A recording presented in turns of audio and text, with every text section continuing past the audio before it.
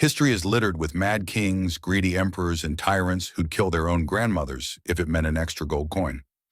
But today's nightmare doesn't start with a king. No, the star of this freak show was a slave. A man so dangerously ambitious that the title petty tyrant doesn't even come close. He wasn't supposed to rule. He wasn't supposed to breathe unless his master allowed it. Yet he clawed his way into the halls of power and then, like a rabid dog, tore them apart. Meet Malik Kafur. The man property dealers would have literally listed under second-hand goods. He began life as nothing.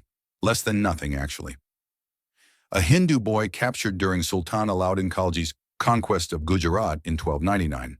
Somebody saw his pretty face and sparkling brain, thought, well, he'll fetch a good price. And just like that, he was sold off for 1,000 dinars. That price tag stuck to him like a cursed nickname. Hazar Dinari, the 1,000-dinar man. Imagine being branded forever by your receipt. Talk about humiliating. But humiliation didn't stop him. The Sultan Alauddin Khilji, already infamous as a paranoid psychopath who murdered his own uncle for the throne, saw something useful in this boy slave. Khilji was drowning in riches, elephants, armies, and power. But he trusted no one. Not his family, not his generals, not even his mirror reflection. And when you're that paranoid, you need someone whose loyalty comes from dependency, not love. That's what Malik Kafur was. A pet snake the Sultan kept close, knowing it had no nest of its own to slither back to. Step by step, Malik Kafur rose. First, he was a servant fetching water. Then he became a commander, then the Sultan's top general, and finally, get this, the Naib, the second in command of the entire Delhi Sultanate, from slave to second in command in one generation. You'd almost admire him if he didn't later blind children and maybe skin a prince alive. Almost. Kafur was sent south with armies, and he smashed kingdoms like a hammer on clay pots. He returned with jewels, gold, mountains of loot, and more elephants than a circus on steroids. And every time he returned, Khalji's trust in him grew deeper. According to chronicler Ziauddin Barani, the dying sultan even fell madly in love with Kafur in his last years. Not exactly the type of love you want written about in history books, but hey, power makes people do weird things. By 1315, Sultan Alauddin was a wreck. Sick, drooling paranoia, and so weak he couldn't even strike fear properly anymore. His once terrified court now smelled weakness. Hungry wolves waited for the moment he croaked, sharpening their knives on the bones of opportunity. And in the middle of it all, like a vulture perched on a dying lion, was Malik Kafur, the slave who had tasted power and wanted the whole empire as his personal chew toy. The year is 1315. The once mighty Sultan Alauddin Khilji, monster, conqueror, genius of paranoia, is rotting in his own palace. His body failing, his mind cracked, his court no longer trembles at the sound of his footsteps. The empire he built through blood and terror is now a chessboard of backstabbing nobles, scheming wives, and ambitious sons. The air stinks of treachery.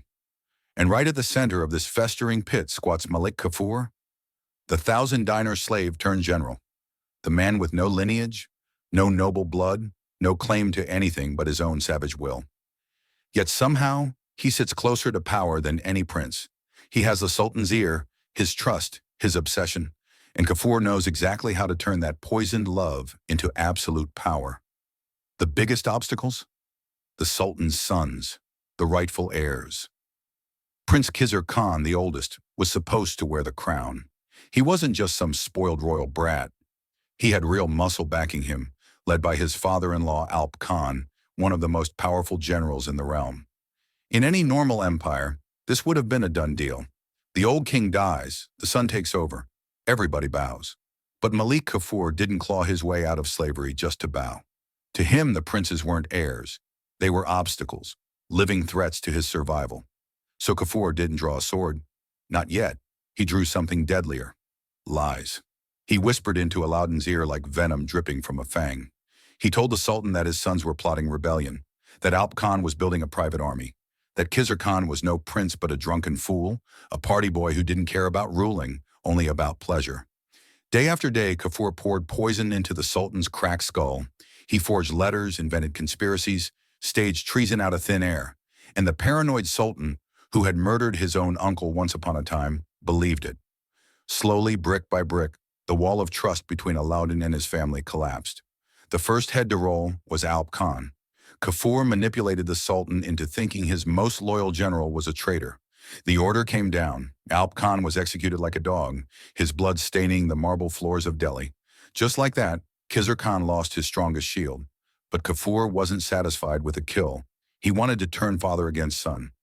When Khizr returned to the palace, hoping for one last embrace with his dying father, Alauddin hugged him with tears in his eyes. For a moment it seemed like love might survive, but Kafur's whispers were louder. The Sultan snapped again, convinced his son's affection was fake, a mask hiding betrayal. And then came the final betrayal. Alauddin handed Malik Kafur the one weapon he'd been waiting for: control over his sons' lives. Khizr Khan and his brother Shadi Khan were dragged away in chains, thrown into the black fortress of Gwalior. Their mother locked in her chambers like a criminal. The heirs to the throne reduced to prisoners.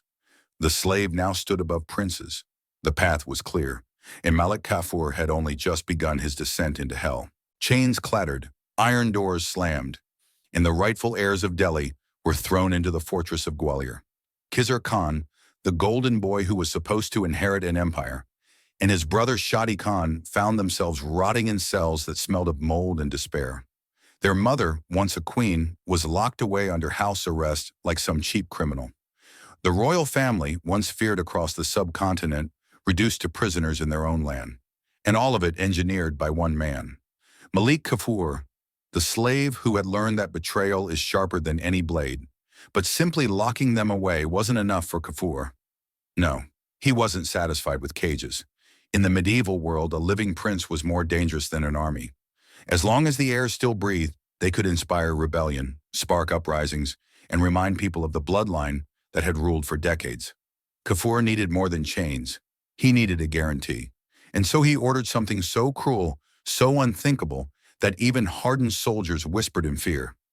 In the dark cell of Gwalior, Khizr Khan was dragged out and pinned to the cold stone floor. A searing hot iron rod, glowing red like the fires of hell itself, was thrust into his eyes. The future Sultan, the boy born to rule, screamed as his vision was burned away forever. The message was clear: a blind man can never be king. It was not just torture, it was the execution of his royal destiny. Shadi Khan suffered the same fate, his cries echoing through the fortress as soldiers held him down and pressed the burning metal into his sockets. The court did not see their blood, but everyone heard of it. Rumors spread like wildfire through Delhi. Two princes, blinded on the orders of the 1,000-dinar slave. Mothers whispered it to children as bedtime warnings. Nobles trembled, wondering when their own turn would come. For Sultan Alauddin, still clinging to life, the news was the final nail in his coffin.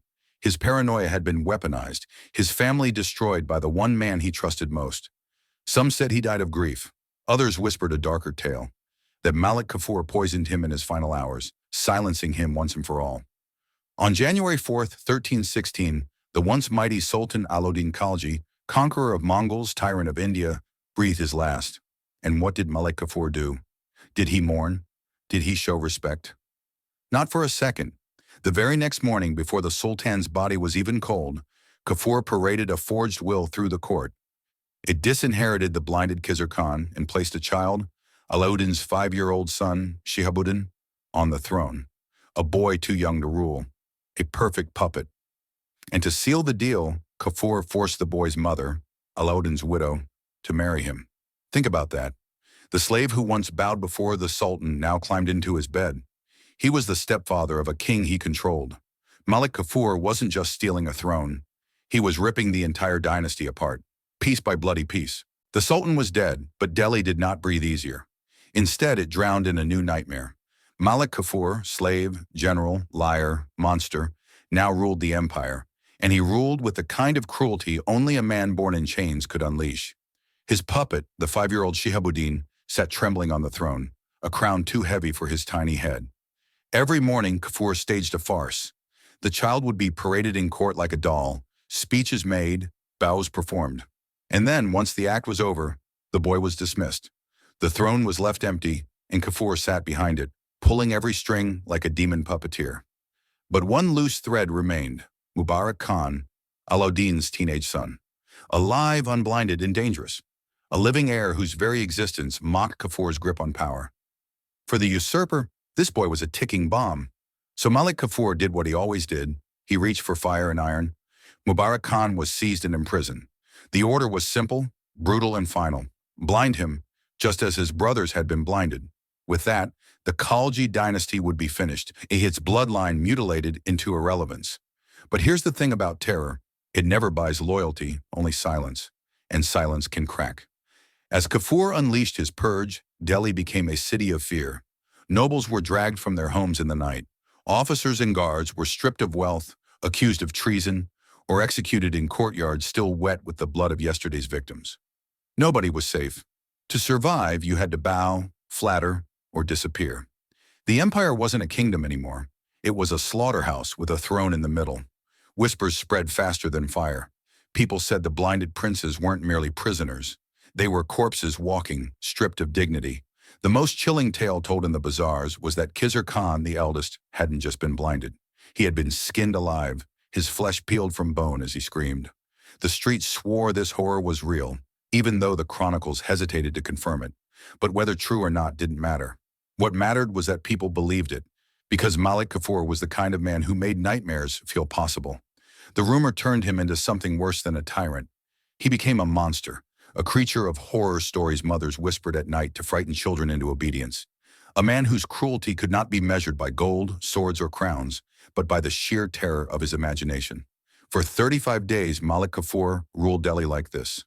35 days where screams replaced prayers, and fear rotted every corner of the Sultanate. He had clawed his way from nothing to absolute power. But power built on corpses is fragile.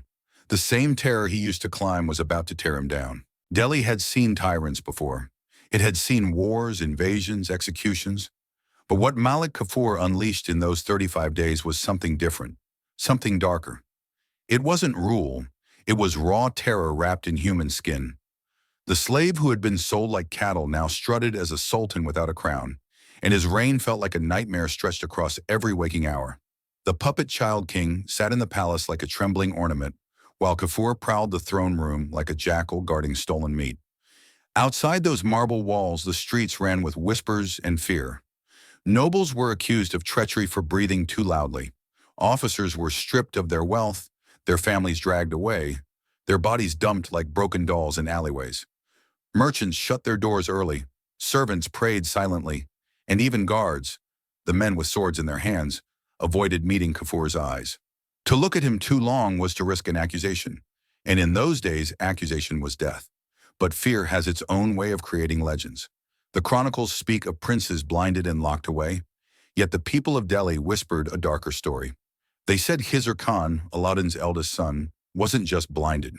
They swore he was flayed alive, that in some cold dungeon his skin was peeled from his body, screaming until the sound turned animal.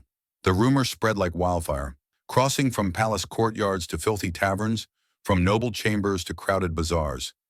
Did it really happen? Probably not. The official histories remain silent, unwilling to stain their pages with something so grotesque. But the very fact that people believed it, that mothers shushed their children with stories of the prince skinned by the slave, was proof enough of Kafur's legacy, a tyrant so cruel that the most unimaginable atrocity felt entirely possible. And that was the true horror. It didn't matter if Khizr Khan's skin still clung to his bones. What mattered was that Delhi believed Malik Kafur could do it. That belief turned him into something larger than a tyrant, a monster, a nightmare with a human name. Yet beneath the mask of terror, the cracks were showing. Kafur knew he had no claim to the throne, no bloodline to protect him. Every noble he executed only multiplied his enemies. Every scream in a dungeon carried a promise of revenge. He thought he was building a throne out of fear, but all he was really building was a pyre. For 35 days, Delhi held its breath. The empire trembled under a man who had been nothing, a slave who rose too high, too fast. And as Malik Kafur tightened his grip, he could not see that the very hands holding his power were already sharpening knives in the dark. Malik Kafur believed he had broken the Khalji dynasty. Princes blinded, nobles butchered, a child puppet on the throne. He strutted through Delhi like a man untouchable, a shadow sultan who ruled through screams. But terror is a treacherous weapon. The same fire he used to scorch others was already licking at his own feet. The guards who stood watch in the palace, the packs, were no ordinary soldiers. They were Alauddin's loyal men, hardened protectors who had sworn oaths to the dead Sultan. They had watched as Kafur tore apart the dynasty they once served, watched him blind children, humiliate widows, and poison trust until the court reeked of blood and betrayal. And they knew one thing: if princes could be mutilated, generals executed, queens forced into marriage, then guards were nothing. They were next. The breaking point came when Kafur gave the order to blind Mubarak Khan, Alauddin's last unbroken son. The boy's eyes were the final candles in the Khilji bloodline, and Kafur wanted them extinguished. But Mubarak wasn't some helpless child. Desperate, he gambled everything. He reminded the guards of their loyalty to his father.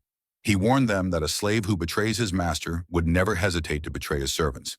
Then, in one last defiant act, he flung them a jeweled necklace, a bribe, or maybe just a reminder that their loyalty could still be worth something. That night, the palace cracked. The Pakes turned. Instead of obeying, they crept into Malik Kafur's chamber under cover of silence. He was sleeping, perhaps dreaming of thrones and empires that would never be his. A shadow moved. Steel flashed. One blow split the dream.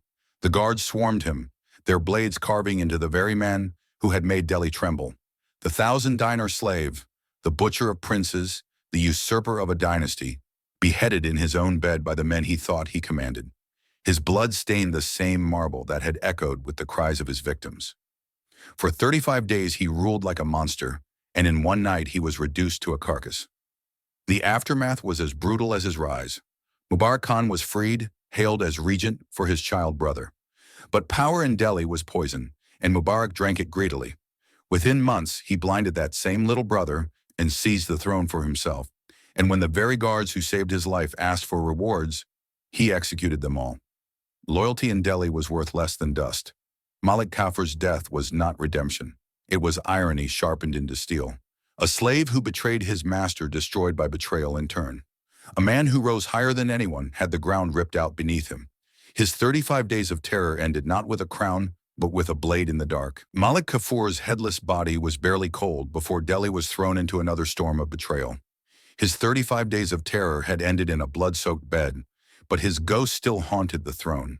Because what he left behind was not an empire, only a carcass, gnawed and bleeding, waiting for the next predator to sink its teeth in. Mubarak Khan, once the weeping son of Alauddin, wasted no time proving he was his father's true heir in cruelty. First hailed as regent for his child brother, he quickly revealed his hunger. The little boy was blinded and cast aside, another victim in the endless chain of treachery. Mubarak took the throne for himself, his coronation echoing with screams instead of songs. And when the loyal guards who had slain Kafur came to claim their promised rewards, he butchered them too. The very men who saved his life became his first sacrifices. In Delhi, loyalty was always the fastest way to die. The empire that Alauddin Khilji had built through conquest and terror collapsed under the weight of these betrayals. Kafur had gutted its heart, and Mubarak drove the knife deeper. Within 4 years, Mubarak himself was murdered by his own favorite, repeating the same grotesque cycle. By then, the Khilji dynasty was finished, its name dragged through blood and filth, its legacy reduced to whispers and fear. And Malik Kafur? History does not call him Sultan. No coins bear his name. No monuments sing of his glory. He is remembered instead as a warning, a nightmare dressed in human skin. The slave who climbed higher than any slave had a right to, and in the process burned down the house he wanted to own. His military genius had conquered half of India, but in Delhi, his lust for power blinded him worse than any red-hot iron ever could. The legend of Khizr Khan, the prince flayed alive, lingers as the perfect symbol of Kafur's reign. Maybe it never happened. Maybe it was born from fear. But the fact that people believed it, that they could picture Malik Kafur calmly peeling the skin from a living prince, was enough.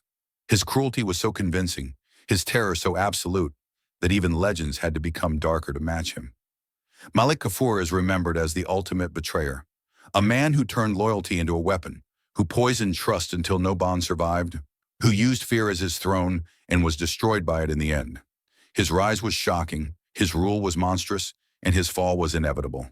The Delhi Sultanate survived him, but never recovered from him.